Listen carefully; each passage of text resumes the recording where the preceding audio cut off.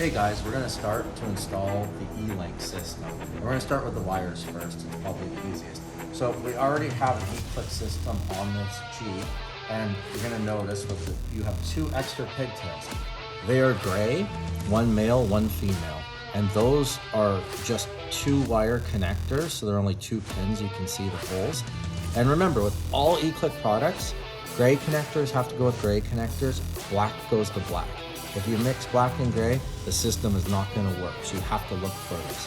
So basically, you're going to take these two, and we've already wired this Jeep. We're cheating a little bit today, but you're going to basically female to male and female to male. Plug those in. Now, what we basically have done is we ran these wires with the front shock harness. So for the left-hand side, it's going across the back of the firewall down into the wheel bay. But instead of following it all the way down to the shock, as soon as we catch the brake line, it goes and it flows very nicely with the brake line. And brake lines are always supposed to be in a safe spot so they can never get kinked or damaged. So that way, if you go and zip tie the wire to the brake line, it should always be in a safe spot. So right-hand side is basically the same thing. We go down and we just follow the wire from the ECU, following the front right shock, and basically once we're to the brake line, we follow the brake line to the sway bar.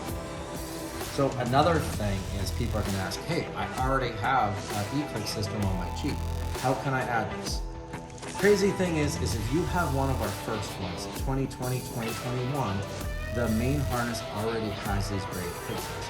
We were supposed to introduce this in 2020. It's actually even already written on the ECU.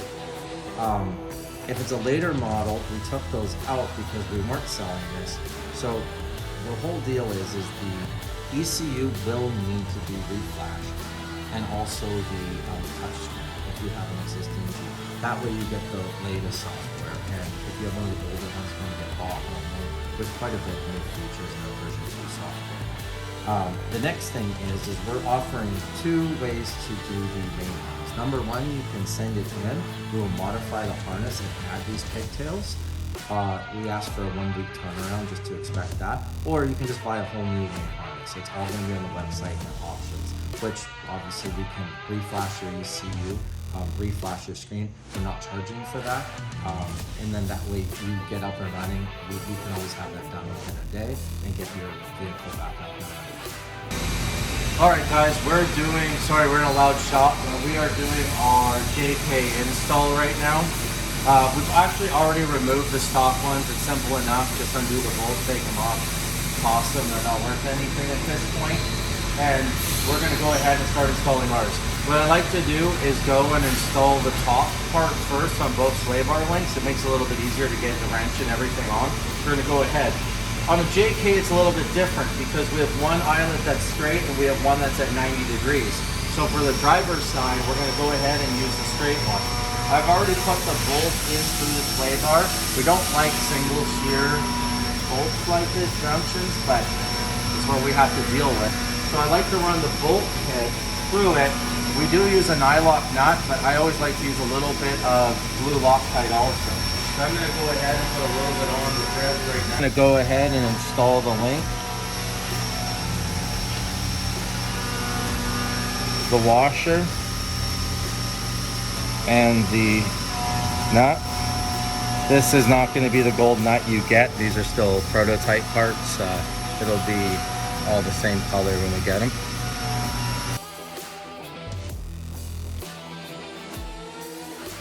Now that we have it snug, let's go ahead and we're going to torque it to 70 foot-pounds.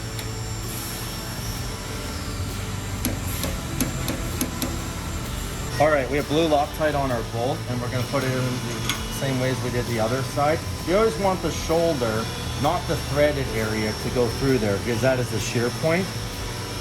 And you're going to also notice that this is, instead of it being in line, it's at 90 degrees, and that's so it clears all the steering.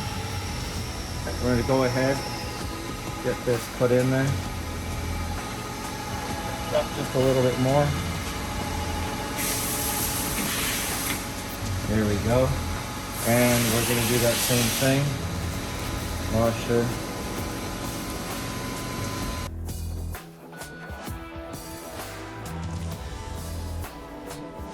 Now that we have it snug, we're going to go ahead, torque this one also to 70 foot-pounds.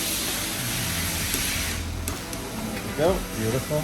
All right, we got the link in place. We're going to go ahead and put some blue Loctite on the bottom bolt. I'm going to go ahead, put this through there. And this one's a little bit trickier just because you have to get this all started.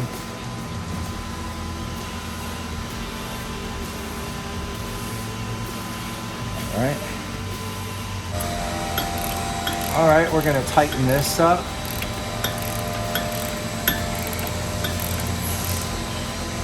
Beautiful. And now we're gonna go and torque it to 70 foot-pounds. Beautiful. So our passenger side's already done. We're gonna wire it 1 second. Let's get the other side put on. We're gonna go ahead, put the driver's side on. Blue Loctite. Bolt's going through, bolt head goes through the tab, so that way the shear point's not on the thread. And we're gonna go ahead. Depending on how this is, you may have to adjust the locking collar to make sure it clears this. Go ahead and torque it right now.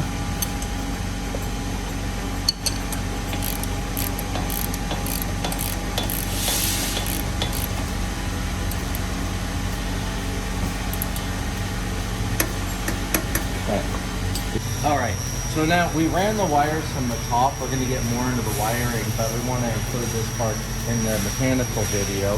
So the first thing to do is, of course, go plug it in.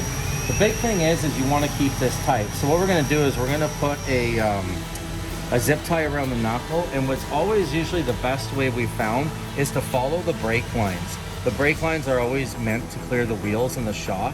So basically we can go ahead and put a zip tie here, and then we're gonna zip tie it all the way up so it's nice and tight, so this electric cable can't be caught on anything that's moving or rotating.